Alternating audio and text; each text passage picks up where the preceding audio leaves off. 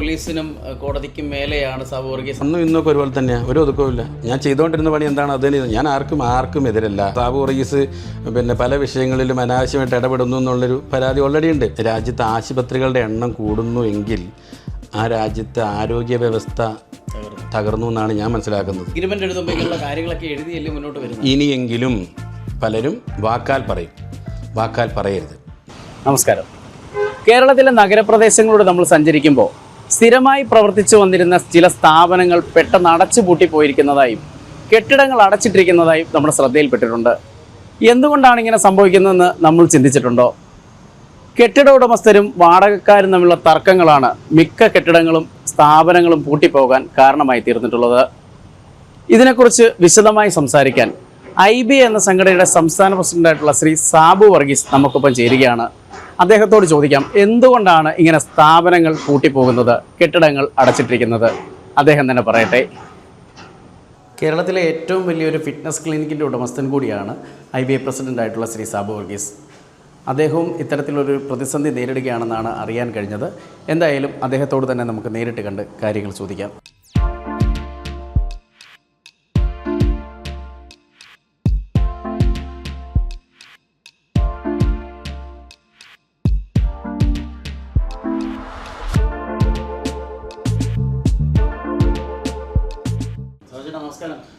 നമസ്കാരം.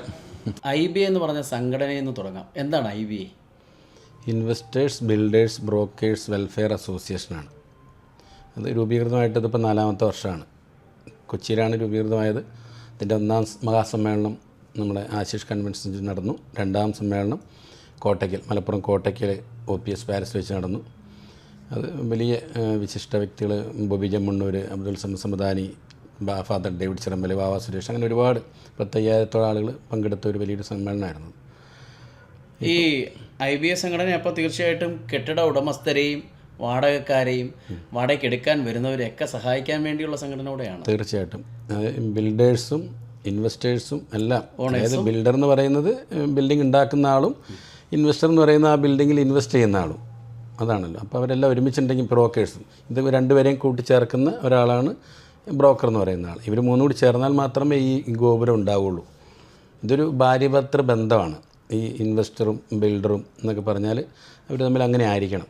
അത്തരത്തിൽ പ്രവർത്തിക്കുന്ന ആളുകളെ കോർത്തിണക്കി സംസ്ഥാന തലത്തിൽ ഒരു സംഘടന ഉണ്ടാക്കി. അതിൻ്റെ ഞാനിവിടെ വന്നത്, നമ്മൾ ഈ തെരുവോരങ്ങളിലൂടെ വരുമ്പോൾ, പ്രത്യേകിച്ച് നഗരപ്രദേശങ്ങളിലൂടെ യാത്ര ചെയ്ത് വരുമ്പോൾ നിരവധി കെട്ടിടങ്ങൾ അടച്ചിട്ടിരിക്കുന്ന കണ്ടിട്ടുണ്ട്. 2, ഒരുപാട് പുതുതായി തുടങ്ങുന്ന സ്ഥാപനങ്ങൾ 1 മാസം 2 മാസം 3 മാസം കഴിയുമ്പോൾ ഇത് പെട്ടെന്ന് അടച്ചു പോകും.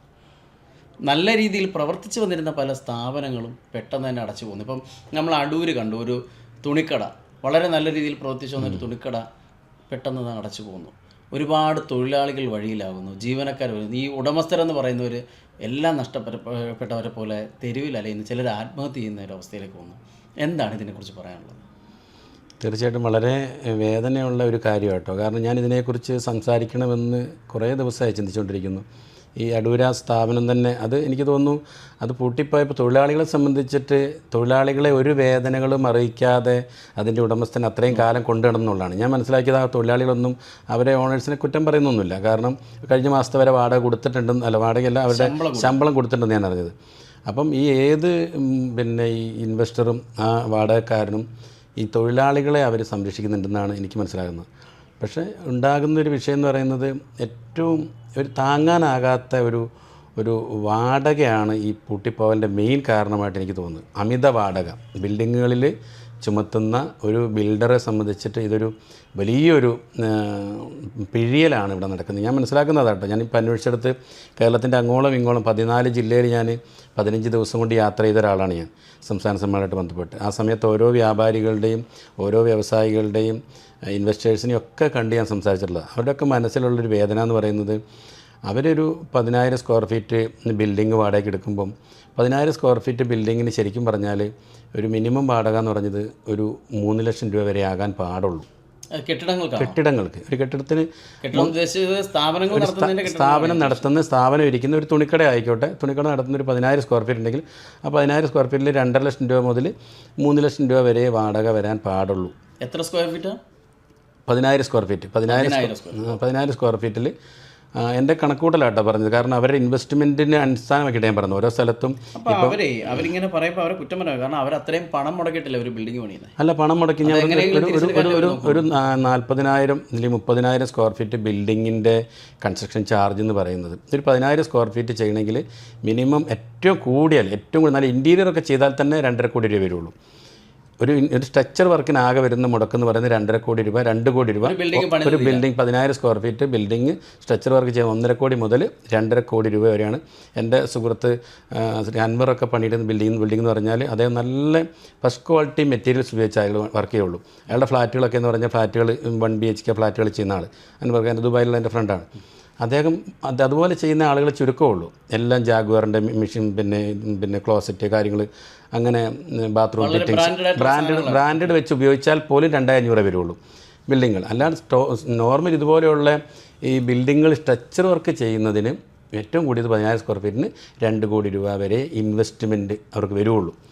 ആ 2 കോടി, ആ ഭൂമി എന്ന് പറയുന്നത് ഒരു 10 സെൻറ്റ് ഭൂമി. 10 സെൻറ്റ് ഭൂമിക്ക് ഇപ്പോൾ MG റോഡിലൊക്കെ ഇവിടെ ഇല്ലെങ്കിൽ ഇടപ്പള്ളി കൊണ്ട് വന്ന് 70 ലക്ഷം രൂപ, 60 ലക്ഷം രൂപ, 30 ലക്ഷം രൂപ മുതൽ മുകളിലോട്ട് സ്ഥലമുണ്ട്. സെൻറ്റിന് 30 ലക്ഷം രൂപ മുതൽ മുകളിലോട്ട് സ്ഥലമുണ്ട്, സ്ഥലങ്ങളുണ്ട്. അതേ ഉള്ളൂ, രാവിലെ ഉള്ളൂ. 30 ലക്ഷം രൂപ മുതൽ 50 ലക്ഷം രൂപ തുകയല്ല. അല്ല, കൊച്ചിയെ സംബന്ധിച്ച് പറയുമ്പോൾ, ഞാനിത് പറയുമ്പം ഇത്രയും ആധികാരികമായിട്ട് പറയുമ്പോൾ ഇത്രയും വിലയുണ്ടോ എനിക്കറിയില്ല. ഇവിടുത്തെ മറ്റുള്ള കാര്യങ്ങളിലേക്ക് ഞാൻ കിടക്കുന്നില്ല. പക്ഷേ ഞാൻ പറയുന്നത് 30 ലക്ഷം രൂപയ്ക്ക് 10 സെൻറ്റ് ഭൂമി വാങ്ങിയാൽ 10 സെൻറ്റിന് സെൻറ്റിന് 30 ലക്ഷം രൂപ. സെൻറ്റിന് 30 ലക്ഷം രൂപ വെച്ചിട്ട് ഒരു സെൻറ്റ് ഭൂമിക്ക് കൊച്ചിയിൽ, അതായത് മെട്രോപൊളിറ്റൻ സിറ്റിയാണ്, സിറ്റിക്കുള്ളിൽ ഒരു സെൻറ്റ് ഭൂമിക്ക് മിനിമം 30 ലക്ഷം രൂപ മുതൽ മുകളിലോട്ടുണ്ട്.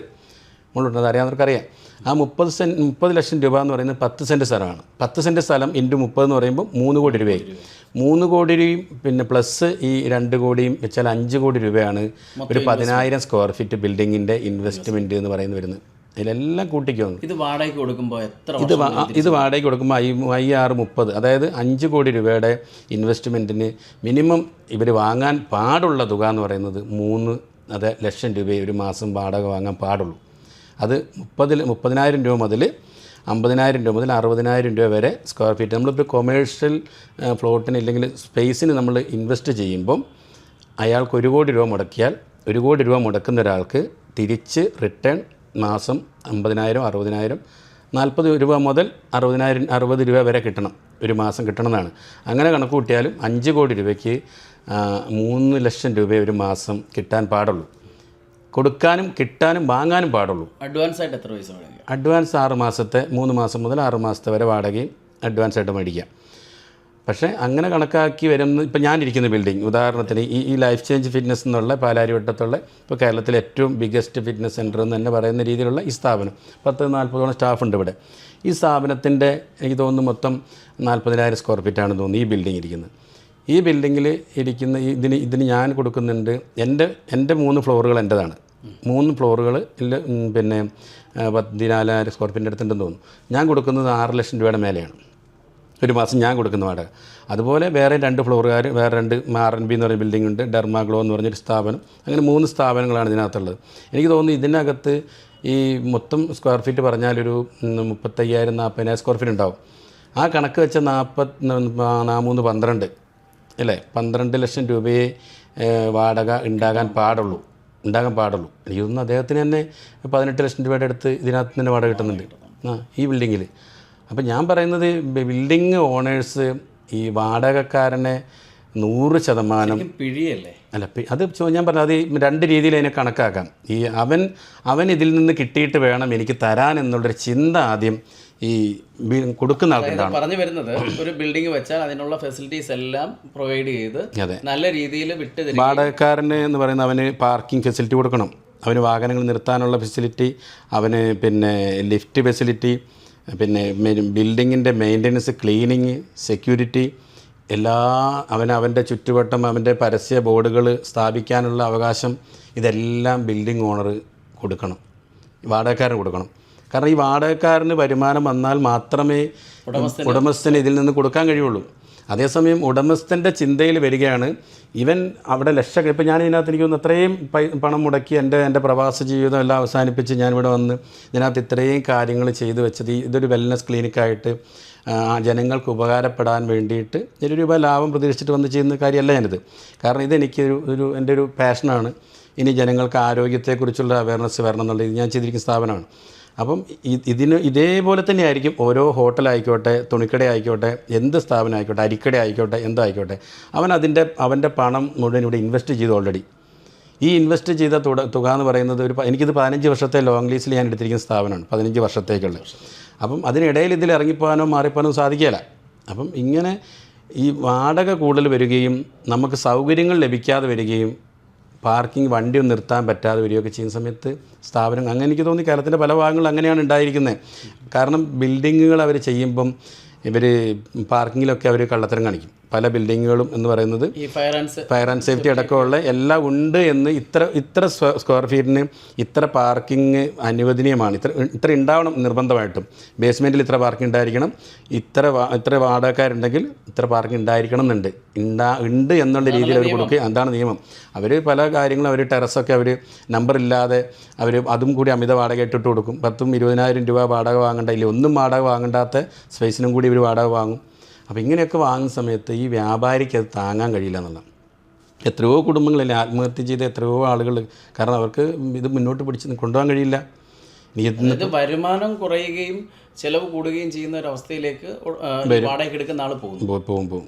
തീർച്ചയായിട്ടും പോകും. ഒരുപാട് പേര് അങ്ങനെ പെട്ടുപോകുന്നുണ്ടല്ലേ? ഒരുപാട് പേര്. ഇപ്പം ഞാൻ അടൂരത്തെ കേസ് മാത്രമല്ലെന്നേ, നമ്മൾ വലിയ വൻകിട സ്ഥാപനങ്ങളൊക്കെ എത്രയോ കൊച്ചിക്കകത്ത് ഇപ്പം ഈ മെട്രോ ലൈൻ വന്ന സമയത്ത് നമുക്കൊരുപാട് ഇപ്പോൾ കണ്ടിട്ടുണ്ട്. വലിയ മീനുകൾ ചെറിയ മീനുകളെ വിഴുങ്ങുന്നു എന്നാണ്. അപ്പം അതുപോലെ വലിയ കോർപ്പറേറ്റ് സ്ഥാപനങ്ങളൊക്കെ വരുമ്പോൾ ചെറിയൊരു സ്ഥാപനം അടച്ചു പോകും. പക്ഷേ അടച്ചു പോകാതെ ഇരുത്താനുള്ള വഴി ഈ ബിൽഡർക്ക് ഉണ്ട്. ശരിക്കും പറഞ്ഞാൽ അയാളൊന്ന് സഹകരിച്ചാൽ, അയാളൊന്ന് മനസ്സ് വെച്ചാൽ ചിലപ്പം അവരുടെ ജീവിതവും ഒന്ന് വഴി മാറും. ഒരുപാട് എക്സ്പീരിയൻസ് ഉണ്ട്. ഒരുപാട് പേരുടെ കഥകൾ ഇവിടെ ദിവസവും എനിക്ക് തോന്നുന്നു 8-10 ആളുകളുടെ വിഷമങ്ങൾ പറഞ്ഞിവിടെ വരുന്നുണ്ട്. അപ്പോൾ അതുകൊണ്ട് എനിക്കറിയാവുന്നൊരു കാര്യം, ഇതെനിക്ക് എത്രയോ സ്ഥാപനങ്ങൾ ഒരുപാട് അടച്ചു പൂട്ടിപ്പോയിട്ട് വളരെ പ്രതിസന്ധിയിലേക്ക് സമൂഹത്തിൽ ഒരുപാട് ആളുകൾ എത്തിപ്പെടുന്നുണ്ട്. അവരുടെ മാനസിക വിഷമം ഇപ്പം സാബുചേട്ടനെ പോലെയൊക്കെ ഒരാളാണെങ്കിൽ ഇവരുടെ മാനസിക വിഷമങ്ങൾ ഇവർ പുറത്ത് തുറന്ന് പറയും. അല്ല, എനിക്ക് ഉണ്ടായിട്ടുണ്ടെന്നേ. ഞാനിപ്പോൾ ഇത് പറഞ്ഞു വന്നുകൊണ്ട് പറയാം. എനിക്കുണ്ടായ മാനസിക വിഷമം എന്ന് പറയുന്നത്, എനിക്ക് ഇത്രയും 3 നിലയിലുള്ള 3 നിലയിൽ എനിക്ക് തന്നിരിക്കുന്ന സ്ഥാപനമാണ് ഇതല്ലേ. അപ്പോൾ എനിക്കിതിൻ്റെ പരസ്യ ബോർഡ് 2 സൈഡിലും വെക്കുക, ഫ്രണ്ടിലും വെക്കുക. എനിക്ക് ആളുകൾ ഇത് കാണണം, ഈ സ്ഥാപനം കാണണം. സ്ഥാപനം കാണണ്ടേ ആളുകൾക്ക്? ഞാൻ എത്ര യൂട്യൂബിൽ എത്ര പരസ്യം ഇട്ടാലും സോഷ്യൽ മീഡിയ എത്ര പരസ്യം ഇട്ടാലും വരുന്ന ആളുകൾ ചുറ്റിക്കറങ്ങിട്ട് ഒന്ന് ഈ മെട്രോയുടെ പണി നടക്കുന്നതുകൊണ്ട് തന്നെ ആളുകൾ കണ്ടുപിടിക്കാൻ പ്രയാസമാകും. അപ്പോൾ ഇത്രയും നല്ല സർവീസ് എനിക്ക് ഒരുപാട് കോൾ വരുന്നുണ്ട്. ഞങ്ങൾ വന്നിട്ട് ഇവിടുത്തെ കണ്ടെത്താൻ കഴിയുന്നില്ല, എവിടെ ഞങ്ങളുടെ ബോർഡ് എവിടെ. അങ്ങനെ ഞാൻ 2 ബോർഡ് അവിടെ ഇവിടെ വെക്കുന്നതിന് വേണ്ടിയിട്ട് ഇതിൻ്റെ നമ്മുടെ ബിൽഡിംഗ് ഓണർ എനിക്ക് ഓൾറെഡി നമുക്ക് നമ്മുടെ എഗ്രിമെൻറ്റിലുള്ളതാണ്. അതായത് മറ്റൊരാൾക്ക് ഉപദ്രവമല്ലാത്ത രീതിയിൽ നമ്മുടെ ബിൽഡിങ്ങിൽ നമുക്ക് ബോർഡുകൾ വെക്കാമെന്ന് അനുവാദമുള്ളതാണ്, എഗ്രിമെൻറ്റിലുള്ളതാണ്. പക്ഷേ ഞാനത് ബോർഡ് വെച്ച സമയത്ത് അദ്ദേഹം എനിക്കെതിരെ, ബിൽഡിംഗ് ഓണർ എനിക്കെതിരെ ഭയങ്കരമായിട്ട് സ്റ്റേ ഓർഡർ കൊണ്ടുവരികയും ബോർഡ് വയ്ക്കാൻ പാടില്ല, ബോർഡ് വയ്ക്കാൻ പാടില്ല. അപ്പോൾ ഞാൻ നിർബന്ധപൂർവ്വം തന്നെ ബോർഡ് വെച്ചു. ഇത് പിന്നെ കോടതിയും നമ്മളുമായിട്ട് ഇതിലേക്ക് വരേണ്ട ഒരു അവസ്ഥയിലേക്ക് മാറ്റി എന്നുള്ളതാണ്. അപ്പോൾ എൻ്റെ വിഷമല്ല, ഇന്നേപോലെ ഞാൻ ഇത്രയും പ്രശ്നങ്ങൾ തീർത്തു കൊടുക്കുന്നത്. ബോർഡ് വെക്കരുത് എന്ന് പറയാൻ കാരണം എന്താ? അല്ല, എനിക്ക് മനസ്സിലായില്ല അതിൻ്റെ ചേതോവികാരം. അദ്ദേഹം പറഞ്ഞൊരു വാക്ക്, ഇത് തൻ്റെ ബിൽഡിംഗ് അല്ല, ജിമ്മിൻ്റെ ബിൽഡിംഗ് അല്ല, ഇത് എൻ്റെ ബിൽഡിങ്ങാണ്. അതായത് എൻ്റെ സ്പേസിൽ കൊണ്ടുപോയിട്ട് അദ്ദേഹം ബോർഡ് വെച്ചിട്ടുണ്ട്. ഞാനിതൊന്നും ഒരു വാർത്തയിൽ, പക്ഷേ മറ്റുള്ള പല ആളുകൾക്കും ഇതുകൊണ്ട് ഗുണം കിട്ടുകയാണെങ്കിൽ കിട്ടട്ടെ എന്ന് വെച്ചിട്ടാണ് ഞാൻ പറഞ്ഞത്. ചിലർക്ക് ആർക്കെങ്കിലും മാറി ചിന്തിക്കാൻ ഒരു അവസരം ഉണ്ടായാലോ, ഇത് ഞാൻ എൻ്റെ വാടകക്കാരനോടൊരു മനസാക്ഷിയുടെ പെരുമാറാം എന്ന് ആർക്കെങ്കിലും തോന്നലുണ്ടായാലോ. ഇതുപോലെ എന്നെപ്പോലെ ബോർഡൊന്നും വെക്കാൻ പറ്റാത്തതുകൊണ്ട് നിൽക്കുന്ന കുറേ ആളുകളുണ്ടാവും. പരസ്യം ആളുകളിലേക്ക് സിനിമ ഉണ്ടാക്കിയാൽ പോരാ, അത് വിതരണം ചെയ്യണം, അത് നാട്ടിലെത്തിക്കണം, പരസ്യം വേണം. അപ്പോൾ ഇപ്പോഴും എല്ലാം വേണം. ഉണ്ടെങ്കിൽ മാത്രമേ ഇത് നമ്മൾ വിചാരിച്ചൊരു ബിസിനസ് വരുള്ളൂ. ഞാൻ ഈ 5-6 ലക്ഷം രൂപ വാടക കൊടുക്കണമെങ്കിൽ അതിനുള്ള സംവിധാനം ഉണ്ടാക്കി തരണം. പക്ഷെ എനിക്ക് വളരെയധികം മാനസിക വിഷമം ഉണ്ടാക്കുന്ന രീതിയിലുള്ള പ്രവൃത്തികൾ അദ്ദേഹത്തിൻ്റെ ഭാഗത്തുനിന്ന് എന്നുള്ളതാണ്. ഞാനിപ്പോൾ അടുത്ത മാസം 17-ാം തീയതി ഒരു വർഷം തികയാണ്, 1ാം വാർഷികം ആഘോഷിക്കുകയാണ്. എനിക്ക് തോന്നുന്നു 2000-ഓളം മെമ്പർമാർ വന്ന ഒരു സെൻറ്ററാണിത്. ഇതെത്ര, കാരണം അത് ഇവിടുത്തെ സർവീസാണ്. ഞാൻ മറ്റുള്ള ഫിറ്റ്നസ് സെൻറ്ററുകൾക്കും എല്ലാവർക്കും ഒരു മാതൃകയായിട്ടാണ് ചെയ്യുന്നത് ഞാൻ. കാരണം ഇനിയുള്ള സെൻറ്ററുകളൊക്കെ ഇങ്ങനെ ചെയ്യണം, ആളുകളോട് നല്ല കെയറിങ് കൊടുക്കണം. അവരെ ഇപ്പം ഞാൻ ഈ പറഞ്ഞ പോലെ തന്നെ ബിൽഡേഴ്സും ഈ ഇൻവെസ്റ്റേഴ്സുമായിട്ടുള്ള ബന്ധം പോലെ തന്നെ ഫിറ്റ്നസ് സെൻറ്ററിൽ വരുന്ന ആളുകൾ ജനങ്ങളുമായിട്ടുള്ള നല്ല ബന്ധമുണ്ടാണ്, ഊഷ്മളമായിട്ടൊരു ബന്ധമുണ്ടാണ്. ആ ബന്ധങ്ങൾ നഷ്ടപ്പെടുമ്പോഴാണ് ഇങ്ങനെയുള്ള വിഷയങ്ങൾ ഉണ്ടാകുന്നത്. പറഞ്ഞാൽ തീരാത്ത പ്രശ്നങ്ങൾ, അതായത് പറഞ്ഞാൽ തീരാത്ത ഒരു പ്രശ്നമില്ലാന്ന് വിചാരിക്കുന്ന ഒരാളാണ് ഞാൻ. അപ്പോൾ ഒരു ഒത്തുതീർപ്പിനും ഒരു രമ്യത ചർച്ചയ്ക്കൊന്നും ഇദ്ദേഹം നിൽക്കുന്നില്ല എന്നുള്ളതാണ്. ഇയാൾ ഭയങ്കരമായിട്ടൊരു ബോർഡ് ഞാൻ വെച്ചു. ബോർഡ് എന്ന് പറഞ്ഞാൽ ഒരു ഫിറ്റ്നസ് എന്നുള്ളൊരു 6-7 ലെറ്ററാണ്. ആ ലെറ്ററാണ് അവിടെ വെച്ചിരിക്കുന്നത്. നിങ്ങൾ വരുമ്പോൾ കാണാം ആ ലെറ്റർ എന്താണെന്ന് നിങ്ങൾ നോക്കിയാൽ കാണാം. അപ്പോൾ അത് വെച്ചതിന് ശേഷം എനിക്ക് ഒരുപാട് ആളുകൾ എന്നെ വിളിച്ചു, വളരെ ഭംഗിയായിട്ടുണ്ട്, നല്ല ഇപ്പോൾ കാണുന്നുണ്ട് എന്നുള്ളതാണ്. എല്ലാ ആളുകൾക്കും ഒറ്റ വാക്കി പറഞ്ഞാൽ ഈ വാടകക്കാരന് വേണ്ടുന്ന സൗകര്യങ്ങൾ, അവൻ ചോദിക്കുന്ന സൗകര്യങ്ങൾ ചെയ്തു കൊടുക്കുക എന്നുള്ളതാണ്. ഞാനിപ്പോൾ പറഞ്ഞല്ലോ, അൻവർ എന്ന് പറയുന്ന ആളുടെ പേര് പറഞ്ഞല്ലോ, അയാൾ എല്ലാം ആ വാടകക്കാരന് വേണ്ടുന്ന എല്ലാ സൗകര്യങ്ങളും അവിടെ ചെയ്തു കൊടുക്കുന്നുള്ളതാണ്. നമ്മൾ ഈ എഗ്രിമെൻ്റ് എഴുതുമ്പോൾ കാര്യങ്ങളൊക്കെ എഴുതിയല്ലേ മുന്നോട്ട് വരുന്നത്. ഇനിയെങ്കിലും പലരും വാക്കാൽ പറയരുത്. നിങ്ങളൊരു ബിൽഡിംഗ് എടുക്കുമ്പോൾ, ഒരു വാടകയ്ക്കൊരു സ്ഥാപനം എടുക്കുമ്പോൾ, എൻ്റെ ഈ തുണിക്കട ഈ ഏരിയയിൽ പോകുമോ, ഈ ഏരിയയിൽ എനിക്ക് ചാൻസ് ഉണ്ടോ, എൻ്റെ ഹോട്ടൽ ഇവിടെ ചാൻസ് ഉണ്ടോ, സ്റ്റഡി ചെയ്യണം. 3 മാസം 6 മാസം അവൻ പഠിക്കണം. അതിനപ്പുറം എൻ്റെ ബിൽഡിംഗ് ഓണറുടെ ക്യാരക്ടർ എങ്ങനെയാണ്, ഞാനുമായിട്ട് സഹകരിച്ച് പോകുന്ന ആളാണോ, അറിയാൻ കഴിയുന്ന പേപ്പറിലാക്കണം. ഞാൻ പറയുന്നത് എൻ്റെ വ്യവസ്ഥകൾ പേപ്പറിലാക്കണം. നിങ്ങൾ പിന്നെ സംസാരിക്കണ്ട, എൻ്റെ വ്യവസ്ഥകൾ നിങ്ങൾ പേപ്പറിലാക്കണം. എങ്ങനെ പേപ്പറിലാക്കും? എനിക്ക് ഇത്ര പാർക്കിംഗ് അനുവദനീയമാണ്, അതവിടെ വരച്ച് തരണം. ഇത്ര പാർക്കിംഗ് വേണം. പിന്നെ എനിക്ക് ലിഫ്റ്റ്, അതുപോലെ ലിഫ്റ്റിനൊക്കെ സ്പീഡ് ലിമിറ്റ്, ഓരോ ലിഫ്റ്റ് എനിക്കൊക്കെ അത് സ്പീഡെന്ന് പറയുന്നത് ഓരോ 3 നിലയ്ക്കും 8 നിലയ്ക്കും 10 നിലയ്ക്കും ഇങ്ങനെ അല്ലെങ്കിൽ 25 നിലയ്ക്കുമുള്ള ലിഫ്റ്റിനൊക്കെ ഒരു സ്പീഡ് ലിമിറ്റ് ഉണ്ട്. ആ സ്പീഡ് വരെ എഗ്രിമെൻറ്റിൽ വെക്കണം നമ്മൾ കൃത്യമായിട്ടും. മിനിമം സ്പീഡ് വേണം, മിനിമം സ്പീഡ്. ചില ആളുകളുടെ ബിൽഡിങ്ങിൽ ചില ആളുകൾ ഞാൻ കേട്ടുള്ള കാര്യം എന്ന് പറഞ്ഞത്, അവർക്ക് ഇതിന് സ്പീഡ് കുറച്ച് വെച്ചാൽ കറണ്ട് കുറയുമോ എന്നൊരു ധാരണയിൽ നിൽക്കുന്ന കുറേ വയസ്സായ ആൾക്കാരുണ്ട്. അറിവില്ലായ്മയാണ്. നമ്മൾ ഫാന് വളരെ സ്പീഡ് കുറച്ചിട്ടാലാണോ നോർമൽ സ്പീഡിൽ ഇട്ടാലാണോ എങ്ങനെയാണ് കറണ്ട് കൂടുന്നത്? കറണ്ട് ചിലവാകുന്നത് ഏറ്റവും കൂടുതൽ എനിക്ക് തോന്നുന്നു സ്ലോവിലിടുമ്പോഴാണ്. ഇതിനെങ്ങനെ വലിക്കുകയാണ് ശരിക്കും, അല്ലേ? അവൻ്റെ ആരോഗ്യമൊക്കെ എടുത്ത് വലിക്കുകയാണ്. അപ്പോൾ എനിക്കും അതിനെക്കുറിച്ച് വലിയ അറിവില്ലെങ്കിലും പരിമിത അറിവിൽ സ്പീഡിലിടുന്നത് തന്നെയാണ് സേഫ്. സ്പീഡിൽ ഇടുമ്പോഴാണ് അതാണ് അതിൻ്റെ കറക്റ്റായിട്ടുള്ള ഇതെന്നാണ് ഞാൻ പഠിച്ചത്. അപ്പോൾ അതേപോലെ തന്നെ ലിഫ്റ്റിൻ്റെ എല്ലാ കാര്യങ്ങളും അങ്ങനെ തന്നെയാണ്. അപ്പോൾ ഇങ്ങനെയുള്ള എല്ലാ വ്യവസ്ഥകളും നിങ്ങൾ കൃത്യമായിട്ടും എഗ്രിമെൻറ്റിൽ പേപ്പറിൽ വെച്ച് സൈൻ ചെയ്യണം. എങ്ങനെയൊക്കെ ആയിരിക്കണം അത് എഴുതേണ്ടത്? ആദ്യം നല്ലൊരു നോട്ടറി വക്കീലിനെ കൊണ്ട്, നിങ്ങൾ ആധാര എഴുത്തുകാരെ കൊണ്ട് ചെയ്യിക്കരുത്. ആ ഒരു ഫോർമാറ്റിലാണ് പോകുന്നത്. സെന്ററിൽ നിന്ന് അതിന്റെ ഒരു പ്രിന്റ് ഔട്ട് എടുത്ത് തരിക, ഒരു ഒപ്പിടുക. അതിനപ്പുറം ഇത് ആരെങ്കിലും വായിച്ചു നോക്കാറുണ്ടോ? ഒരിക്കലുമില്ല. ഒരു വാടകക്കാരനും, കാരണം സാധാരണക്കാരെ വാടകക്കാരൊന്നും വായിക്കില്ല. ഒരു മിനിമം ഒരു 1 ലക്ഷം രൂപയുടെ താഴെ വാടക കൊടുക്കുന്ന ഒരു ബിൽഡറും ഇത് വായിക്കാറില്ലെന്ന് എനിക്ക് ഇതിൻ്റെ മുമ്പിൽ വരുന്ന ആൾക്കാരും എനിക്ക് മനസ്സിലാവും. നിങ്ങളിത് വായിച്ചില്ലായിരുന്നോ, നിങ്ങൾ നോക്കിയില്ലായിരുന്നു? ഞാൻ ചോദിക്കും, ഇല്ല സാറേ ഞാൻ പറഞ്ഞതല്ലേ ഇങ്ങനെയല്ലേ എന്ന് പറയും. അപ്പോൾ ഞാൻ പറഞ്ഞു, ഒരു നോട്ടറി, ഒരു വക്കീലിനെ കൊണ്ട് തന്നെ നിർബന്ധമായിട്ടും നിങ്ങളിത് ചെയ്യിക്കണം. പറയുമ്പം നിങ്ങളുടെ ഡിമാൻഡുകൾ കൃത്യമായിട്ട് പറയണം. സാറേ എനിക്ക് എത്ര പാർക്കിംഗ് വേണം, ഇല്ലെങ്കിൽ ഇന്ന സൗകര്യങ്ങൾ ചെയ്തു തരണം എന്നുള്ള കാര്യങ്ങൾ. നിനക്ക് എന്തൊക്കെയാണ്? വെള്ളം വേണം, വെളിച്ചം വേണം, കറണ്ടിലേക്കുള്ള വയറിങ് വലിച്ചു തരണം, എനിക്ക് ഫയർ ആൻഡ് സേഫ്റ്റി ഇന്നതുണ്ടായിരിക്കണം, ഇന്ന സ്ഥലത്തുണ്ടായിരിക്കണം, എല്ലാ കാര്യങ്ങളും ചെയ്തു തരണം. എനിക്ക് ബിൽഡിങ്ങിന് വാടകയ്ക്ക് എടുക്കുന്ന ബിൽഡിങ്ങുകൾക്ക് ഒരിക്കലും മെയിൻ്റെനൻസ് ചാർജുകൾ, സാധാരണ ഈ റെസിഡൻസ് ഫ്ലാറ്റുകൾക്കാണ് മെയിൻ്റെനൻസ് ചാർജ് വാങ്ങുക. ഈ ബിൽഡിങ്ങുകൾക്കൊന്നും സാധാരണ മെയിൻ്റെനൻസ് ചാർജ് അങ്ങനെ കൊടുക്കുന്നവർ, കാരണം വാടകയിൽ കൊടുക്കുന്നത് തന്നെ അതിന് വേണ്ടിയിട്ടാണ്. നമ്മൾ അമിതമായിട്ടൊരു വാടക കൊടുക്കുന്നത് തന്നെ അതിന് വേണ്ടിയിട്ടാണ്. അപ്പോൾ അതുകൊണ്ട് അതൊക്കെ നമ്മൾ കട്ട് ചെയ്ത് കൃത്യമായിട്ട്, എനിക്ക് സെക്യൂരിറ്റി ഉണ്ടെങ്കിൽ സെക്യൂരിറ്റി വേണം എന്നുള്ള കാര്യങ്ങളൊക്കെ കൃത്യമായിട്ട് പറയണം. പല കാര്യങ്ങളും നമ്മളിങ്ങനെ ഒഴുക്കൻ മട്ടിലൊരിക്കലും പറഞ്ഞു പോകരുത്, കൃത്യമായി ഇരുന്ന് പറഞ്ഞ് പേപ്പറിലാക്കണം എന്നുള്ളതാണ്. ഞാൻ എൻ്റെ ഒരു എക്സ്പീരിയൻസും കൂടെ ആട്ടോ അത് ഞാൻ പറയാനുള്ള കാരണം. ഇങ്ങനൊരു ശരിക്കും സൗചേട്ടനും അങ്ങനെ ഒരു പ്രതിസന്ധിയിലേക്ക് വന്നു? അല്ല, ഞാനിപ്പോൾ വന്നു. ഇപ്പോൾ അതിൻ്റെ എനിക്ക് ഡിസ്കഷൻ നടന്നുകൊണ്ടിരിക്കുകയാണ്. പോലീസ് കേസിൽ വന്നു, പിന്നെ കോടതിയിലേക്ക് വന്നപ്പോഴാണ് ഞാൻ ഇതിനെക്കുറിച്ച് വീണ്ടും ഒന്നുകൂടി ആധികാരികമായിട്ട് പഠിക്കാനുള്ളൊരു കാരണം. അപ്പോഴേ ഞാൻ നോക്കുമ്പോൾ ആയിരക്കണക്കിന് ലക്ഷക്കണക്കിന് സ്ഥാപനങ്ങൾ കേരളത്തിൽ പൂട്ടിക്കിടക്കുന്നുണ്ട്. ഇവിടെ കേരളത്തിൽ വ്യവസായം ഉണ്ടെന്നേ, വ്യവസായ സൗഹൃദ സംസ്ഥാനം തന്നെയാണ് കേരളം. പക്ഷേ അവിടെ വ്യാപാരികളുടെ വിഷയങ്ങളും കേൾക്കാൻ കുറേ ആളുകളുമാണ്. ഇത് ശരിക്കും ഗവൺമെൻറ് ഇടപെടേണ്ട ഒരു വിഷയം തന്നെയല്ലേ? തീർച്ചയായിട്ടും. വാടകയിലും എല്ലാത്തിനും ഒരു കൃത്യമായ ഒരു നിയമ സംവിധാനം കൊണ്ടുവരണം. എത്ര രൂപ നിയമനിർമ്മാണം നടത്തേണ്ടിയിരിക്കുന്നു. തീർച്ചയായിട്ടും ഞങ്ങൾ IBA ഇടപെടുന്നു. അതിന് വേണ്ടിയിട്ട് ഞങ്ങളൊരു ഒരു ബില്ല് പാസ്സാക്കാൻ വേണ്ടി ചെയ്യുന്നു. എല്ലാ വ്യാപാരികളും സംരക്ഷിക്കപ്പെടണം. നൂറുകണക്കിന് ആളുകൾക്ക്, ആയിരക്കണക്കിന് ആളുകൾക്ക് അതൊരു ഗുണകരമായ ഒരു അവസ്ഥയിലേക്ക് എത്തും. തീർച്ചയായിട്ടും. അത് ഞാനിപ്പോൾ റിയൽ എസ്റ്റേറ്റ് മേഖലയിലാണെങ്കിലും ഞാൻ പറയാം, ഈ റിയൽ എസ്റ്റേറ്റ് ചെയ്യുന്ന ആൾ ആരാന്ന് ചോദിച്ചാൽ ശരിക്കും ഇതുപോലെയുള്ള ആളാണ്. ഞാൻ പറയില്ല 10 ലക്ഷം രൂപയ്ക്ക് 10 സെൻറ്റ് സ്ഥലം എന്ന് പറഞ്ഞാൽ 1 കോടി രൂപയാകുന്നുള്ളൂ. 1 കോടി രൂപയ്ക്ക് സ്ഥലം മേടിച്ചിട്ട് അതിൽ 1500-2000 രൂപ മുടക്കിയിട്ട് സ്ക്വയർ ഫീറ്റ് മുടക്കിയിട്ട് 10,000 സ്ക്വയർ ഫീറ്റ് ബിൽഡിംഗ് വയ്ക്കുമ്പം അവൻ ആകെ മുടക്കം 3 കോടി രൂപയാണ്. 3 കോടി രൂപ മുടക്കിയ ബിൽഡിങ്ങിൽ അവന് 1,80,000 രൂപയോ 1,50,000 രൂപയെ മാസ വാടക എന്നുള്ള രീതിയിൽ വാങ്ങാൻ പാടുള്ളൂ. അവിടെയാണ് 4 ലക്ഷമോ 5 ലക്ഷം രൂപ വാടക വാങ്ങിയിട്ട് ഈ പാവപ്പെട്ടൻ. അപ്പം നിങ്ങൾ ചോദിക്കും, ഇത് എടുക്കാൻ വേണ്ടി എന്തിനാണ് ഇവൻ ഇങ്ങോട്ട് വരുന്നത്? ഇവന് മനസ്സിലാണ്ടോ? ഇപ്പോഴും ഇവിടെ ഇതേ വാടക ചോദിച്ചിട്ട് ഇവിടെ ഒരു ബിൽഡിംഗ് ഞാൻ കണ്ടു 6 ലക്ഷം രൂപ വാടക ചോദിച്ച് അവിടെ കിടക്കുക. ഇപ്പോൾ ഒരു 8 മാസത്തോളം ആ ബിൽഡിംഗ് അവിടെ കിടക്കുന്നു, 6 ലക്ഷം രൂപ. അതേസമയം 7,500 സ്ക്വയർ ഫീറ്റ് ന്യായമായ വാടക വാങ്ങുന്ന ബിൽഡിങ്ങുകളുണ്ട് ഇവിടെ. 8,000 സ്ക്വയർ ഫീറ്റൊക്കെ 2 ലക്ഷം രൂപ. കൊച്ചിയിൽ മാത്രമല്ല ഈ പ്രശ്നം, അതോ കേരളത്തിൻ്റെ എല്ലാ ജില്ലകളിലും എല്ലാ മെയിൻ സിറ്റികളിലെല്ലാം ഇതുണ്ട്.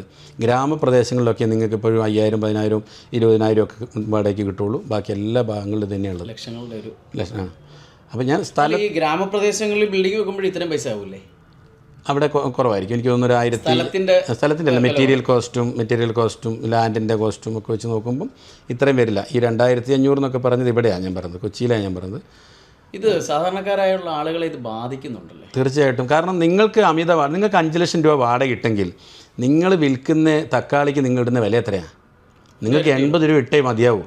എത്രയോ നിങ്ങൾ നോക്കി. ഞാൻ ഉദാഹരണം പറയാം, റംബൂട്ടാൻ നിങ്ങൾ ഈ കോതമംഗലം ഈ വഴിയിൽ സൈഡിൽ കൂടി വന്നു കഴിഞ്ഞാൽ മൂവാറ്റുപുഴ റൂട്ടിലോട്ട് വന്നു കഴിഞ്ഞാൽ ഇന്നലെ വാങ്ങിയത് ഞാൻ 150 രൂപ മുതൽ 200 രൂപ വരെ വിലയുള്ളൂ, മാക്സിമം വരെ ഉള്ളൂ. ഇത് റോഡ് സൈഡിൽ വെച്ചിരിക്കുന്നത്. ഞാനൊരു വീട്ടിൽ കയറി വാങ്ങിയപ്പം അവരെനിക്ക് തന്നത് 60 രൂപയ്ക്കാണ് കിലോ. 60 രൂപയ്ക്ക് അവരുടെ അടുത്ത് വാങ്ങിയിട്ട് ഇവർ റോഡിൽ വിൽക്കുന്നത് പിന്നെ 200 രൂപ, 150, 1.5 കിലോയ്ക്ക് എനിക്ക് 200 രൂപയ്ക്കാണ് ഇന്നലെ തന്നത്. അപ്പം ഇതേ സാധനം ഞാൻ ഇന്നലെ പോത്തീസിലും ലുലുവിലും ഒക്കെ ചെന്ന് കഴിഞ്ഞാൽ 360 രൂപയാണ് ഒരു കിലോയുടെ വില. 360 രൂപ. ഇതെങ്ങനെ ഇവർ ഇത് ചെയ്യാതിരിക്കും? ഈ സ്ഥാപനത്തിൽ വെച്ച് എന്തുകൊണ്ട് ചെയ്യുന്നത്? ഈ വാടക ഇവർക്ക് എങ്ങനെ മുതലാക്കും? ഈ വാടക മുതലാക്കാൻ സാധാരണക്കാർ വിചാരിക്കുന്നത് ഇതെന്നെ ബാധിക്കുന്ന കാര്യമല്ല എന്നാണ്. ഇത് സാധാരണക്കാരെ മാത്രം ബാധിക്കുന്ന കാര്യമാണ്. നിങ്ങൾ അരിയുടെ വില ഇന്ന് എത്രയാണ്? 70 രൂപ 60 രൂപ വിലയായി. 500 രൂപയ്ക്ക് എടുക്കുന്നു. നിങ്ങൾ പെട്രോളിന് വില കൂടിയ സമരം ചെയ്യും, അരിക്ക് വില കൂടിയ സമരം ചെയ്യല. അല്ല, എനിക്കറിയാം. ഞാനൊരു രാഷ്ട്രീയ പാർട്ടിയുടെ വക്താവല്ലെന്ന് എല്ലാവർക്കും അറിയാം. ഞാൻ ആർക്കും എതിരല്ല എന്നും എല്ലാവർക്കും അറിയാം. അവരെ കൂടി ചിന്തിക്കാൻ വേണ്ടി ഞാൻ തുറന്നു പറയേണ്ട ചില വസ്തുതകൾ തുറന്നു പറഞ്ഞേ പറ്റൂ. അല്ല, ഇത് ഞാനും നിങ്ങളും ഒക്കെ കഴിക്കുന്നതാന്നേ. ഈ പറഞ്ഞ രാഷ്ട്രീയക്കാരും ഈ പറഞ്ഞ ഉദ്യോഗസ്ഥരും എല്ലാവരും കിലോ തേങ്ങയ്ക്ക് 90 രൂപ കടന്നു. ഇതറിയാവോ? 500 രൂപ അടുപ്പിച്ച് വെളിച്ചെണ്ണയ്ക്ക് വിലയായി. ഇതൊന്നും ഇവിടെ ചർച്ചയാവും. 1 കിലോ തേങ്ങയിൽ എത്ര തേങ്ങ ഉണ്ടെന്ന് അറിയോ? മാക്സിമം പോയാൽ 2 3 വരില്ല. 2 തേങ്ങ തീരും. ചെറിയ തേങ്ങയാണെങ്കിൽ ഞാനൊക്കെ ഇപ്പോൾ എണ്ണം കൂട്ടിയെടുക്കുക ചെയ്യുക. അപ്പം ഇതൊന്നും ഇപ്പോൾ നമ്മുടെ തലമുറയ്ക്ക് അറിയില്ല. അപ്പം നിങ്ങൾ ചോദിച്ചൊരു ചോദ്യം എന്ന് പറയുന്നത് സാധാരണക്കാരെ ഇത് ബാധിക്കുന്നു എന്നുള്ളതാണ്. ഈ സാധാരണക്കാരൻ്റെ അടുത്തുനിന്ന് ഞാൻ അതായത് രീതിയിൽ വാങ്ങേണ്ട ഒരു അവസ്ഥ ഉണ്ടാകുകയാണ്. കാരണം അവൻ ഈ നിത്യവേലയ്ക്ക് പോയി കൂലിവേലയ്ക്ക് പോയി അവന് ഇവിടെ ഇപ്പോഴും കൊച്ചിക്കകത്തും 6,000 രൂപയ്ക്കും 8,000 രൂപയ്ക്കും 12,000 രൂപയ്ക്കും മാസം പണിയെടുക്കുന്ന ആളുകൾ ഇവിടെ ഉണ്ട്. അവരൊക്കെ ശരിക്കും ഇന്നും 3 നേരം ഭക്ഷണം കൃത്യമായിട്ട് കഴിക്കാത്ത ആളുകൾ ഇന്ന് ഇവിടെ കൊച്ചിയിലുണ്ട്. കൊച്ചിയിലല്ല, ഞാൻ നിൽക്കുന്ന സിറ്റി ഇവിടെ കൊച്ചിയാണല്ലോ. ഇവിടെ കേരളത്തിൻ്റെ മുഴുവൻ സ്ഥലങ്ങളിലും ഉണ്ട്. അപ്പോൾ ഇതൊക്കെ ഈ വാടക അമിതമായി വാടക വാങ്ങുന്നു ഉള്ളൊരു കാര്യമാണ്. സാധാരണക്കാരെ ബാധിക്കുന്ന പ്രശ്നങ്ങളിൽ എന്തുകൊണ്ട് സാബു വർഗീസിനും IBIക്ക് നേരിട്ട് ഇടപെട്ടുകൂടാ? നേരിട്ട് ഇടപെടാൻ പറ്റില്ലല്ലോ നമുക്ക്. ഇപ്പോഴും ഞാൻ സാബു വർഗീസ് പിന്നെ പല വിഷയങ്ങളിലും അനാവശ്യമായിട്ട് ഇടപെടുന്നു എന്നുള്ളൊരു പരാതി ഓൾറെഡി ഉണ്ട്. അപ്പോൾ ഞാൻ അനാവശ്യമായിട്ടല്ല ഇടപെടുന്നത്. എൻ്റെ ഇടപെടൽ അറിയാമല്ലോ. ഞാൻ ബാധിക്കപ്പെട്ട 2 പേരെയും വിളിക്കുന്നു, അവരോട് സംസാരിക്കുന്നു. അത് നിങ്ങൾക്കും എനിക്കും എല്ലാവർക്കും സാധിക്കും. ഇടയ്ക്ക് ഒരുപാട് വിവാദങ്ങളിലേക്കും സാബു വർഗീസ് പോകുന്നുണ്ട്. കാരണം പോലീസിനും കോടതിക്കും മേലെയാണ് സാബു വർഗീസ് എന്ന് പറഞ്ഞൊരു ഓൺലൈൻ മാധ്യമം വാർത്ത ചെയ്തു. ഒരുപാട് ചർച്ചകളിലേക്കൊക്കെ വഴിതിരിച്ചു വിട്ടൊരു സംഭവമാണ്. പക്ഷെ അതിനുശേഷം ഇത്തിരി ഒതുങ്ങിയിട്ടുണ്ടോ? ഇല്ല, അന്നും ഇന്നൊക്കെ ഒരുപോലെ തന്നെയാണ്. ഒരു ഒതുക്കവുമില്ല. ഞാൻ ചെയ്തുകൊണ്ടിരുന്ന പണി എന്താണ് അതിന് ഞാൻ ആർക്കും എതിരല്ല. ഈ സമൂഹത്തിൽ ചില കാര്യങ്ങൾ സത്യസന്ധമായി പറയാൻ വേണ്ടി ചില ആളുകൾ വന്നു പോകുന്നത് മാത്രമേ ഉള്ളൂ. അവരെ വഴിക്ക് വിട്ടാൽ മതി. ഞാൻ ആർക്കും ഇപ്പോൾ ഞാൻ പറഞ്ഞ കാര്യങ്ങൾ ആർക്കെങ്കിലും ബാധിക്കുന്ന കാര്യമാണോ? നിങ്ങൾ ഈ ഓരോ സ്ഥലത്തിൻ്റെ പൊതുജനങ്ങളെ ബാധിക്കുന്ന വിഷയം തന്നെയാണ്. ഒരു രാജ്യത്തെ ആശുപത്രികളുടെ എണ്ണം കൂടുന്നു എങ്കിൽ ആ രാജ്യത്തെ ആരോഗ്യ വ്യവസ്ഥ തകർന്നു എന്നാണ് ഞാൻ മനസ്സിലാക്കുന്നത്. അല്ലാണ്ട് വ്യവസായം വളർന്നു എന്നല്ല അതിനകത്ത് അർത്ഥം. ആണോ? അപ്പോൾ ഇത്രയേ ഉള്ളൂ. നമുക്ക് ഒരുപാട് കാര്യങ്ങളിൽ ദീർഘവീക്ഷണമുള്ള ഭരണാധികാരികൾ ഉണ്ടാകുക, ഉത്തരവാദിത്തമുള്ള ഉദ്യോഗസ്ഥരുണ്ടാകുക, അവരുടെ സർവീസ് എന്താണെന്ന് അവർ തിരിച്ചറിയുക, ഞാൻ എന്താണ് ചെയ്യേണ്ടതെന്ന് സ്വയം തിരിച്ചറിയുക, സർവീസ് നല്ല രീതിയിൽ കൊടുക്കുക. ഈ പറഞ്ഞ പോലെ സാധാരണക്കാരെ ബാധിക്കുന്ന വിഷയങ്ങളാണോ എന്ന് ഇവരൊന്ന് പഠിക്കുക. ഇതെങ്ങനെ ബിൽഡിങ്ങിന് വാടക കൂടുന്നതുകൊണ്ട് സാധാരണക്കാരെ എങ്ങനെ ബാധിക്കുന്നു എന്ന് അവർ പഠിക്കുക. എൻ്റെ സുഹൃത്തിൻ്റെ ഇപ്പോൾ താഴെ എൻ്റെ സുഹൃത്താണ് എൻ്റെ മാനേജർ, R&Bൻ്റെ മാനേജർ. കഴിഞ്ഞ ദിവസം ഞങ്ങൾ സംസാരിച്ചപ്പം അദ്ദേഹം പറയുകയാണ്, അതായത് അദ്ദേഹം ഇവിടെ ട്രെൻഡ്സിൽ പല വലിയ വലിയ കോർപ്പറേറ്റ് കമ്പനികളുടെയൊക്കെ സ്റ്റാഫുകളുടെ എണ്ണം ഇങ്ങനെ കുറയ്ക്കുകയാണ്. കാരണം ഈ വാടകയും ഇതും വെച്ച് ഇവർക്ക് മുന്നോട്ട് എത്തിക്കാൻ കഴിയുന്നില്ല. എല്ലാം എൻ്റെ ഇപ്പോൾ തൊട്ടടുത്തുള്ള ഈ സ്ഥാപനം ആയിക്കോട്ടെ. അപ്പോൾ അതിന് ഞാൻ ആകെ പറയുന്നൊരു ഒറ്റ അപേക്ഷ എന്ന് പറഞ്ഞാൽ, ഇവർക്ക് ന്യായമായ 1 കോടി രൂപ ഇൻവെസ്റ്റ് ചെയ്തിട്ടുണ്ടെങ്കിൽ അതിന് ഒരു ബാങ്കിൻ്റെ ഇൻട്രസ്റ്റ് റേറ്റോ അല്ലെങ്കിൽ അതല്ലാതെ ഒരു ബിസിനസ്സിൽ ഇറക്കിയാലുള്ള പ്രോഫിറ്റോ ആ രീതിയിൽ അതിനെ റിട്ടേൺ എടുക്കാൻ ശ്രമിക്കുക. ആ രീതിയിൽ റിട്ടേൺ എടുക്കാൻ ശ്രമിച്ചാൽ ഈ 2 കൂട്ടരും നിലനിൽക്കും. കാരണം ഇത് വർഷങ്ങളോളം, ഇപ്പോൾ ഞാൻ 15 വർഷം ഇരിക്കേണ്ട ആളവിടെ, 15 വർഷത്തെ എഗ്രിമെൻറ്റിലുള്ള ആളെ. അപ്പോൾ എനിക്കിങ്ങനെ എന്നെ അമിത വാടക എന്ന് പറഞ്ഞ് എന്നെ സംബന്ധിച്ചല്ല, എല്ലാവരുടെ കാര്യം പറയുന്നത്, ഈ വാടക എന്നുള്ള കാര്യത്തെക്കുറിച്ച് 2 കൂട്ടരും ബോധവാനാകുക. ആ ബോധവാന്മാരാകുമ്പം ഇത് ജനങ്ങളെ കൂടെ കുറേ സപ്പോർട്ട് ചെയ്യും. സംസാരിച്ച് പരിഹരിച്ച് പോകേണ്ട വിഷയങ്ങൾ അത് ഊതിപ്പെരിപ്പിച്ച് വലുതാക്കി വലിയ വിഷയങ്ങളിലേക്കും പോലീസ് കേസിലേക്കും പോകാതിരിക്കുക. ഇത് രണ്ടാൾ, ഇത് വ്യാപാരിയും ഞാൻ ഒരു ഭാര്യ ഭർത്തൃ ബന്ധം ഞാൻ പറഞ്ഞല്ലോ, അതുപോലെ ഇവർ 2 പേരും തമ്മിൽ സംസാരിക്കണം. എന്താണ് നിങ്ങളുടെ പ്രശ്നം, എന്താണ് നിങ്ങൾക്ക് വേണ്ടത്, എന്ത് സൗകര്യം ചെയ്തു തരേണ്ടത്, ഇനി എന്താണ് വേണ്ടത്. CCTV വയ്ക്കാൻ പാടില്ല എന്ന് പറയുന്ന ഒരു ബിൽഡിംഗ് ഓണർ ഞാൻ ആദ്യമായിട്ടാണ് കണ്ടത്. അപ്പോൾ അതൊക്കെ ഒരു ഈഗോയാണ് വന്നിരിക്കുന്നത്, അനാവശ്യമായിട്ടല്ലേ. അദ്ദേഹം പറഞ്ഞൊരു വാക്കെന്ന് പറഞ്ഞാൽ, ഇത് നിങ്ങളുടെ ജിമ്മിൻ്റെ ബിൽഡിംഗ് അല്ല, നിങ്ങളുടെ ഫിറ്റ്നസ് സെൻ്ററിൻ്റെ ബിൽഡിംഗ് അല്ല, ഇതെൻ്റെ ബിൽഡിങ്ങാണ്, ഞാൻ പണം മുടക്കി എൻ്റെ ബിൽഡിങ്ങിന് വാടകക്കാരന് കൊടുത്തു കഴിഞ്ഞാൽ അങ്ങനെ ഒരു കാരണവശാലും അദ്ദേഹം അങ്ങനെ പറയാൻ പാടില്ല. മനസ്സിലാണ്ടോ? അവരുടെ അവകാശം പറയാൻ പാടില്ല. അവകാശം അവരുടെ ആണല്ലോ, എഗ്രിമെൻറ്റിൽ എല്ലാത്തും അവർ തന്നെയാണല്ലോ. അപ്പം എൻ്റെ ബിൽഡിംഗ് ആണ് എന്ന് പറഞ്ഞാൽ എനിക്ക് വാടകയ്ക്ക് തന്ന സ്പേസിൻ്റെ ഇവിടെ കൊണ്ടുപോയിട്ട് ഇതാണ് എൻ്റെ ബിൽഡിംഗ് ആണെന്ന് ഇവിടെ എൻ്റെ പേര് ചോദിക്കാൻ പാടുണ്ടോ? നിങ്ങളിതാ നോക്കൂ, ഇവിടെ ഇതുണ്ട്, ചെയ്ത് വെച്ചിട്ടുണ്ട്. അപ്പം ആർക്കാണ് വാടകയ്ക്ക് കൊടുത്തിരിക്കുന്നത്, ആ വാടകയ്ക്ക് കൊടുത്ത സ്പേസിൻ്റെ ഉത്തരവാദിത്തം ഈ 15 വർഷമോ 10 വർഷമോ 2 വർഷമോ 11 മാസമോ അവരുടേത് മാത്രമാണ്. അങ്ങനെ ഒരു ഫ്രീഡം അവർക്ക് കൊടുക്കണം നിർബന്ധമായിട്ട്. നിങ്ങൾ അവരൊരിക്കലും എൻ്റെ ബിൽഡിംഗ് ആണെന്ന് ആരും പറയില്ലല്ലോ, വാടകക്കാരൊരിക്കലും പറയില്ല എൻ്റെ ബിൽഡിംഗ് എന്ന് പറയുമ്പോഴും അത്തരത്തിൽ ഫ്രീഡം കൊടുത്താൽ എന്തെങ്കിലും ഒരു പ്രശ്നം ഒന്നുമില്ലല്ലോ. രേഖയല്ലേ, പക്ക രേഖയുള്ളതല്ലേ ഫുള്ള്. നിങ്ങളുമായിട്ടൊരു ഭയപ്പെടുന്നത് അല്ല, അവർക്ക് ഭയമല്ലെന്നേ. അവർക്കിതിലെ പോകുമ്പോഴൊക്കെ അങ്ങനെയുള്ള ആളുകൾ ഉണ്ടെന്ന് പറയാം. അങ്ങനെ ആൾക്കാരൊക്കെ പോകുമ്പോൾ അത് നമ്മുടെ സുഹൃത്തിൻ്റെ ബിൽഡിംഗ് ആണെന്ന് ഇങ്ങനെ പറയാനോ എന്താ, എനിക്ക് അതിൽ വ്യക്തമായിട്ട് എൻ്റെ ഫോണിൽ കിടപ്പുണ്ട്, എന്നോട് സംസാരിച്ചൊരു രേഖ കിടപ്പുണ്ട് എന്നോട്, നിങ്ങളുടേതല്ല എന്ന് പറയുന്നത്. എൻ്റെതല്ല, ഞാൻ ആരോടും എൻ്റെ ബിൽഡിംഗാന്ന് പറയില്ല, പറയാൻ പറ്റിയല്ല, എങ്ങനെ പറയാൻ പറ്റും. അത് ഇത്രയും ഇങ്ങനെയൊക്കെ ഭംഗിയാക്കിയപ്പം ഇദ്ദേഹത്തിൻ്റെ ഉള്ളിലൊരു തോന്നലാണ് ഇങ്ങനെ പറയുമോ എന്നുള്ളൊരു ഈഗോ വന്നത്. അപ്പോൾ ഞാൻ അതുപോലെ പലർക്കും ഉണ്ടായിട്ടുണ്ടാവില്ലേ എന്ന ചിന്ത എനിക്ക് എന്നെ ഇത് പറയാൻ പ്രേരിപ്പിച്ചെന്നുള്ളതാണ്. ഇതുപോലെയുള്ള വിഷയങ്ങൾ ഒരുപാട് ആളുകൾ ഇത്തരത്തിൽ പോലീസ് കേസും കോടതിയുമായിട്ട് കയറി ഇറങ്ങുന്നു. തീർച്ചയായിട്ടും. അതുപോലെ തന്നെയല്ലേ ഈ വീടുകൾ വാടകയ്ക്ക് കൊടുക്കുന്നതുമായി ബന്ധപ്പെട്ടും പ്രശ്നങ്ങളുണ്ടാവും. ഇതേപോലെ തന്നെയാണ്. പക്ഷേ ഇപ്പോൾ വാടകക്കാർക്ക് എപ്പോഴും വാടകയ്ക്ക് കൊടുക്കുന്നവർക്ക് ഏറ്റവും കൂടുതൽ സംരക്ഷണമുള്ളൊരു സംവിധാനം ഇപ്പം പ്രധാനമന്ത്രി നമുക്ക് ഇവിടെ ചെയ്തു തന്നിട്ടുണ്ട്. വാടകയ്ക്ക് കൊടുക്കുന്നവൻ ഇപ്പോൾ കുറേ ആളുകളുണ്ട്, വാടകയ്ക്ക് എടുത്തു കഴിഞ്ഞാൽ അവിടെ നിന്ന് ഇറങ്ങി കൊടുക്കാതിരിക്കുന്ന, വീടുകളിൽ നിന്നൊക്കെ ഇറങ്ങി കൊടുക്കാതിരിക്കുന്ന കുറേ കാര്യങ്ങളുണ്ട്. പക്ഷേ എന്നെ സംബന്ധിച്ച് അങ്ങനെയൊന്നും കുറേ കേസ് നമ്മൾ പറഞ്ഞ് ഒഴിവാക്കിയ കേസുകളൊക്കെ ഉണ്ട്. പക്ഷേ എന്നാലും ഞാൻ പറഞ്ഞില്ല, അവിടെയും ചിലരുടെ ജോലി നഷ്ടപ്പെടും, ചിലർക്ക് പെട്ടെന്ന് ബിസിനസ് പെട്ടെന്ന് പൊട്ടിപ്പോ. എൻ്റെ ഒരു പേഴ്സണൽ കാര്യം തന്നെ, ഒരു വീട് വാടകയ്ക്ക് എടുക്കാനായിട്ട് പോയി. അപ്പോൾ ആദ്യം പറഞ്ഞത് നിങ്ങൾ 2 പേരെ താമസിക്കാൻ പറ്റുന്നത്, ഈ 2 പേരെ താമസിക്കാൻ പാടുള്ളൂ. ശരി, അത് തന്നെ. രാത്രി 9 മണിക്ക് ശേഷം വീട്ടിൽ നിന്ന് പുറത്തിറങ്ങാൻ പാടില്ല, ഗേറ്റ് തുറക്കുകയും അടയ്ക്കുകയും ചെയ്യുന്ന ശബ്ദം കേൾക്കാൻ പാടില്ല, രാവിലെ 6 മണിക്ക് ശേഷമേ ഗേറ്റ് തുറക്കാൻ പാടുള്ളൂ, വീട്ടിൽ നിന്ന് ബന്ധുക്കളോ സഹോദരങ്ങളോ ഒന്നും പറഞ്ഞ് ഈ മതിൽക്കെട്ടിനകത്തേക്ക് വരാൻ പാടില്ല, പൂച്ച പട്ടി കിളി ഇതൊന്നും ഇവിടെ വളർത്താൻ പാടില്ല, കൃത്യമായി 1-ാം തീയതി രാവിലെ തന്നെ അക്കൗണ്ടിൽ പൈസ ഉണ്ടായിരിക്കണം, വാടക കാശ് ആ 1-ാം തീയതി രാവിലെ അക്കൗണ്ടിൽ പൈസ ഉണ്ടായിരിക്കണം എന്ന കാര്യം ഒഴികെ അതാണ് നിങ്ങൾ തമ്മിലുള്ള വ്യവസ്ഥയിൽ. മറ്റേതൊരിക്കലും നിങ്ങൾ ഒരു കാരണവശാലും അവിടെ ആ വീട് എടുക്കരുത്. ശരിക്കും പറഞ്ഞാൽ നിങ്ങൾ വീട് എടുക്കരുത്. 2 നമസ്കാരം അധികം പറഞ്ഞ് തിരിച്ചു പോരുന്നത്. ഞാൻ പറഞ്ഞില്ലേ, ഞാൻ അവിടെ അന്വേഷിച്ച് പറയാൻ കഴിഞ്ഞ 3 വർഷമായിട്ട് ഈ വീട് വാടകയ്ക്ക് പോയിട്ടില്ല.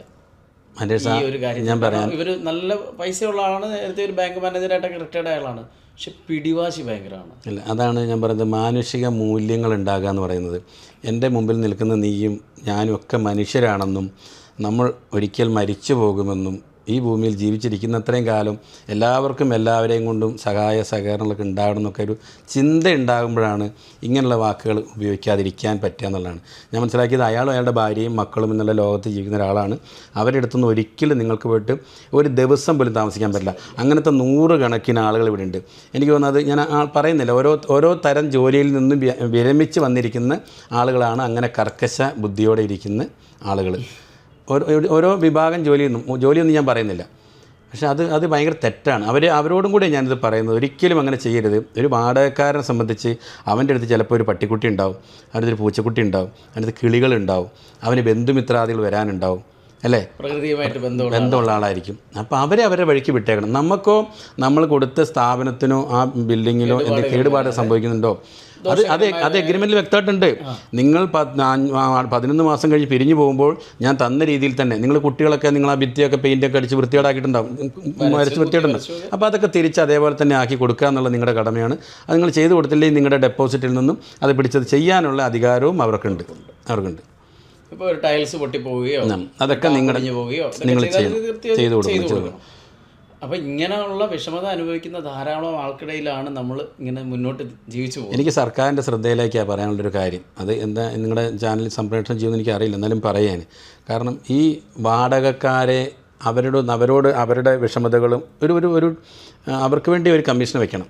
ശരിക്കും പറഞ്ഞാൽ വ്യാപാരികൾക്ക് വേണ്ടി നിങ്ങളുടെ വ്യാപാരം എങ്ങനെ നടക്കുന്നുണ്ട്, നന്നായിട്ടാണോ നടക്കുന്നത്, നിങ്ങൾ ബിൽഡിംഗ് ഓണറുമായിട്ട് നിങ്ങൾ നല്ല സൗഹൃദത്തിലാണോ പോകുന്നത്, ഇത് അവരോട് ചോദിക്കാനും അവരുടെ വിഷമത കേൾക്കാനും നിങ്ങളുടെ ഒരു ടീം ഉണ്ടാവണമെന്നാണ് എനിക്ക് പറയാനുള്ളത്.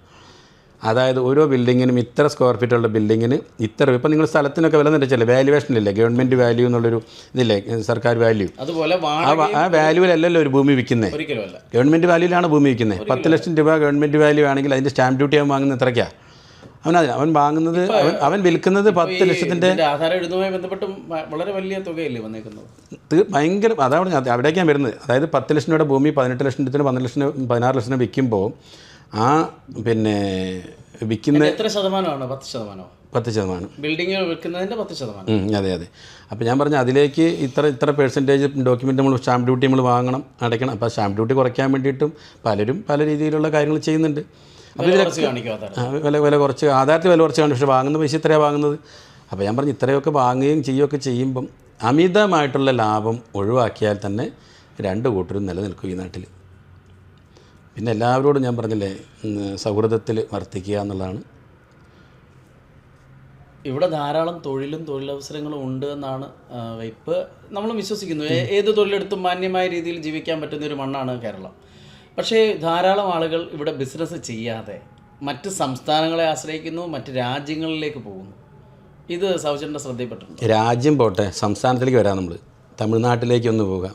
തമിഴ്നാട്ടിലേക്ക്, കാരണം കേരളത്തിലെ അന്നത്തെ ദുബായ് എന്ന് പറയുന്നത് മദ്രാസായിരുന്നു, ചെന്നൈയാണ്. ആ ചെന്നൈയിലേക്ക് ഇവിടുത്തെ ഏറ്റവും കൂടുതൽ മലയാളികളുള്ള സ്ഥലം ചെന്നൈയാണ്.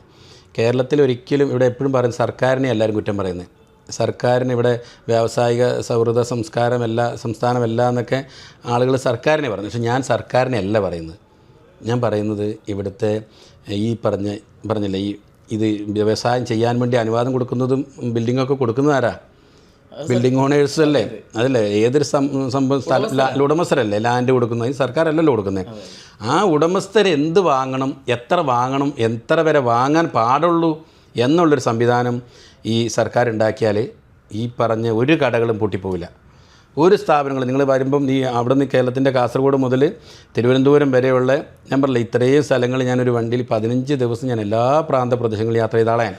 അവിടെയൊക്കെ ഞാൻ കണ്ടൊരു കാഴ്ച എന്ന് പറയുന്നത്, ഈ പൂട്ടിപ്പോയ സ്ഥാപനങ്ങളുടെ എല്ലാം ഉത്തരവാദിത്വം എന്ന് പറയുന്നത് അതിൻ്റെ ഉടമസ്ഥർ. കാരണം മറ്റവർ നഷ്ടത്തിന് പോകുമെന്ന് പറഞ്ഞാൽ ഈ വാടകയിൽ അവരുടെ ഇത് കഴിച്ചിട്ട് ഒരു നിശ്ചിതം. അപ്പോൾ എല്ലാവരും ചിലപ്പോൾ എൻ്റെ നേരെ തിരിയും, ഞങ്ങൾ 10 കോടി മുടക്കിയ ബിൽഡിംഗ്. ഞാൻ പറഞ്ഞു അതിന് 10 കോടി മുടക്കിയാൽ നിങ്ങൾക്ക് എത്ര രൂപ റിട്ടേൺ വരണം?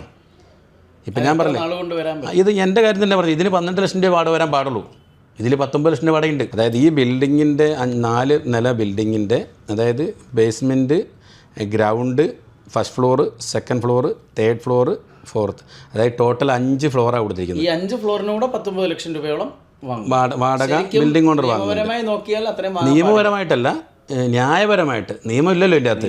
ന്യായമായിട്ടും പറഞ്ഞാൽ ഇതിനകത്ത് പുള്ളി ഇൻവെസ്റ്റ് ചെയ്ത പണം വെച്ച് നോക്കിയാൽ ഇവിടുത്തെ ഈ ലാൻഡിൻ്റെ വില ഇപ്പോൾ 20 സെൻറ്റ് സ്ഥലമാണെങ്കിൽ പോലും അതിന് ഒരു 12 ലക്ഷം രൂപ വരെ വാടക വാങ്ങാവൂ. അപ്പോൾ ആ രീതിയിലേക്ക് അതിനകത്ത് വേറൊരു കാര്യമുണ്ട് സാർ. ഇപ്പോൾ ഈ 19 ലക്ഷം രൂപ ടോട്ടൽ ബിൽഡിങ്ങിന് കൊടുക്കുന്നത് 20 കൊടുക്കാൻ ഇവിടെ ആൾ നിൽക്കുകയല്ലേ? അവിടെ അതാണ് കുഴപ്പം.